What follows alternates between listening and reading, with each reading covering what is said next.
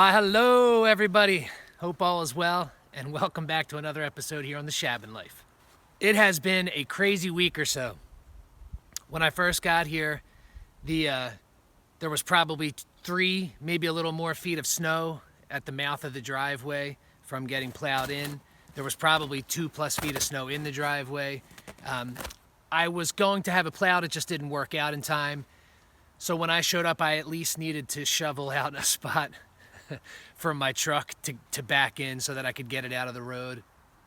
As a matter of fact, I'm pretty sure I just spent the next couple days shoveling, whether it be paths and walkways or the driveway, or it took forever just to shovel a spot out front of the Shabin so that I could split some wood. As a matter of fact, I think I have some clips. Check out these videos and some stills.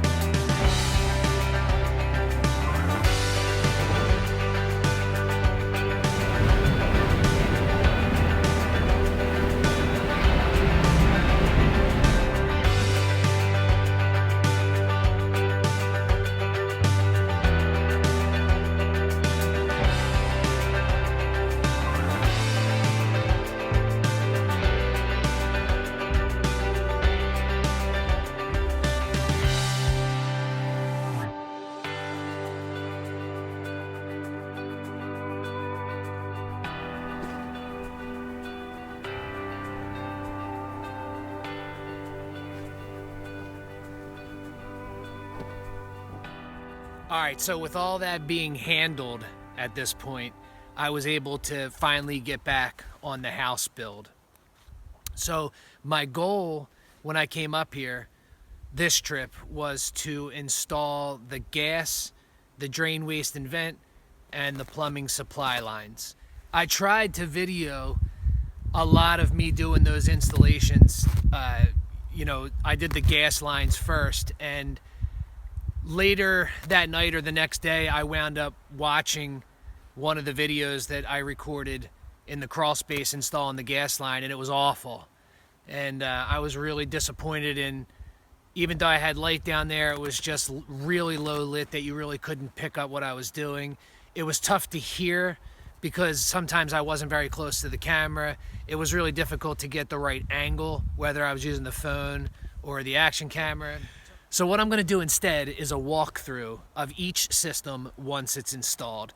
That way I can essentially get a proper camera shot, maybe take a still.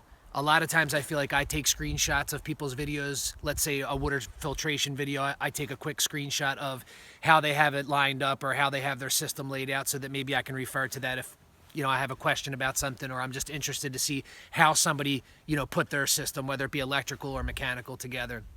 So with that being said, there would be, let's say, a mechanical series videos for the gas line, the drain, waste, and vent, the plumbing supply install, the PEX lines, and I would probably do that for electrical as well.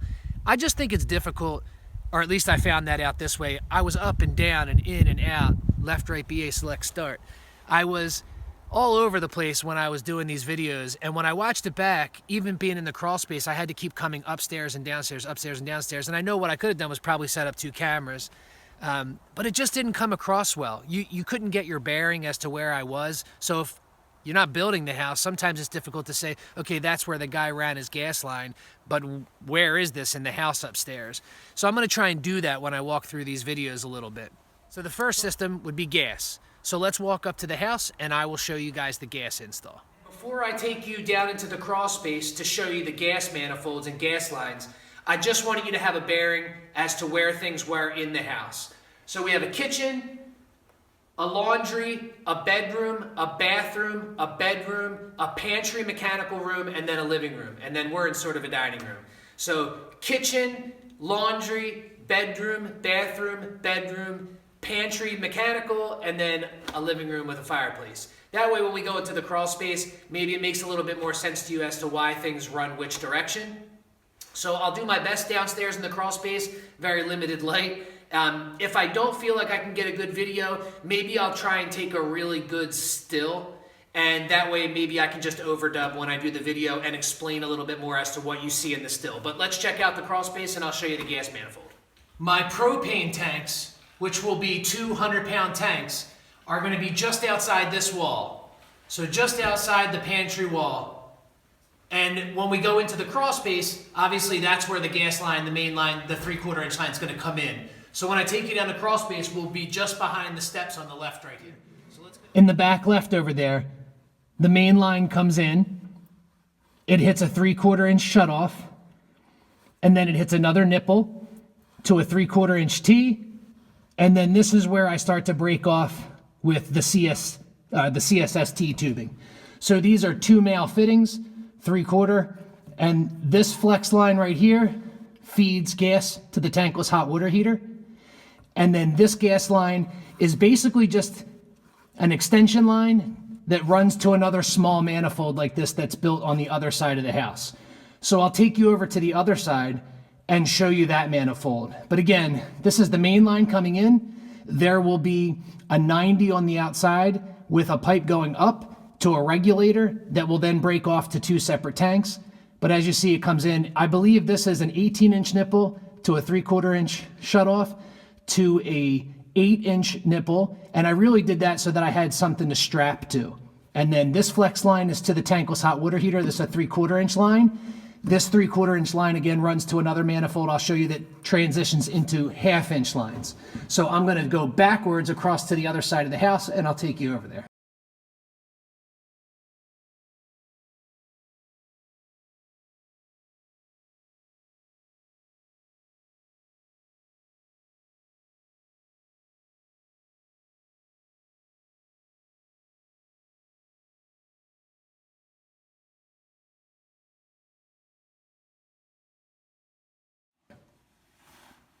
Okay, so here we are at the other side of the house. If you can see that little bit of light, that is the staircase going up the crawl space. So we are in the same bay, the same floor joist bay. We're just down about 15, 20 feet. It was easier for me to run the flexible tube down and just connect it to a small manifold. But here you'll see that's that 3/4 inch flex line coming down to a female connector going into this nipple and then into a 3/4 inch T. This is a 3/4 inch T that now has to go to 1/2 inch. So these are just some 3/4 by I think 2 nipples into a 3/4 to 1/2 reducer into a male fitting. And then this 1/2 inch now runs to, this one in particular runs to the dryer. So should we have a dryer in the future, I'll show you upstairs that we put a shutoff with a drip leg for the dryer. And then this one that's in this top corner comes off, again, another male fitting into a 1/2 inch line. And this one runs to the gas range in the kitchen. And that's really all for the gas. So what I'll do now is I'm gonna walk you back upstairs so that I can show you essentially where all these lines come up and what it looks like on the top side of the house. So hang tight. Okay, so we're coming up from the crawl space and you can see that the 3/4 inch line for the tankless hot water heater runs just behind, and then it turns and it goes right up in this floor joist right here, right through the bottom plate. And there it is right there. Now that's the 3/4 inch line for the tankless hot water heater, and that'll just get stubbed out so that when I install the tankless hot water heater, I pretty much have everything I need. So there'll be a shut off and all that good stuff with a drip leg once this stubs out of the wall. Now over to the kitchen. What I did for the kitchen and for the laundry room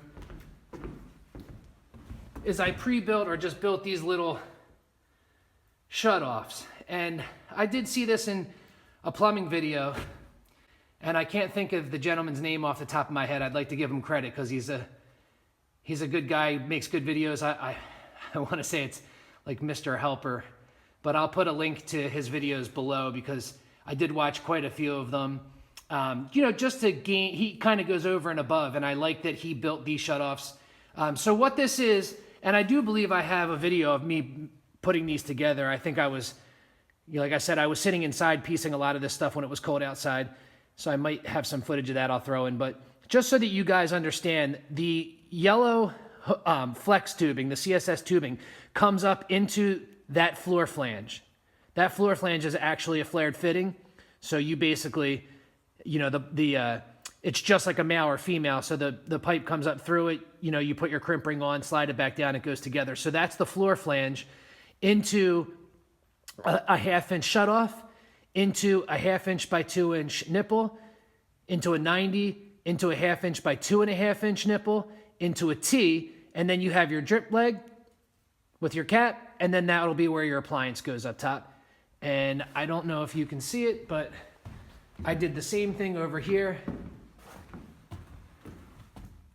for the dryer. And I put it pretty far left because if for some reason we decide that we're not going to essentially have this be a utility room and it's going to work as like a, you know, full Arctic entry, then at least I have everything shifted all the way down to the left, gas, water, the whole shebang, so that all the way to the right is usable space if I wanted to put, you know, like, you know, a long bench or anything like that in there.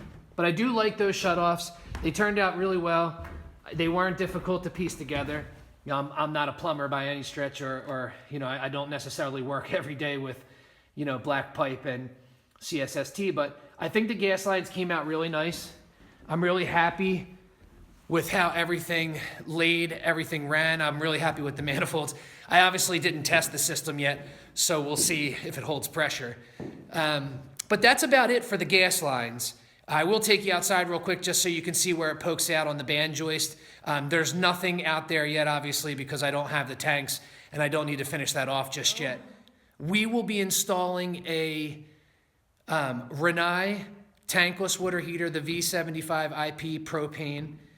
We will be installing, I believe it's probably going to be the Hot Point gas range with the battery powered pilot. We'll see. I'm not 100% sure. If we can get something else along those same lines, we may look into that, but that's probably what we'll wind up going with. And as far as a gas dryer, if we do a dryer in here, I have no idea. But a lot of the gas are convertible, so it shouldn't be too difficult to pick something that's energy efficient and get it installed. But that's pretty much it for the gas.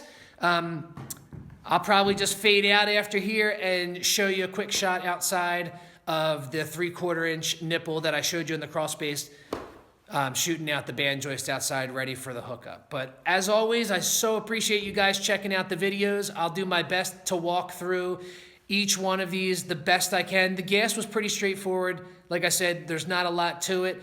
I built those manifolds because I just didn't like the pre-built. Not that they weren't awesome and would work, but where my stuff was going, it just was a little bit overkill. It was easier for me to just put something together that I knew would work exactly what I needed it for.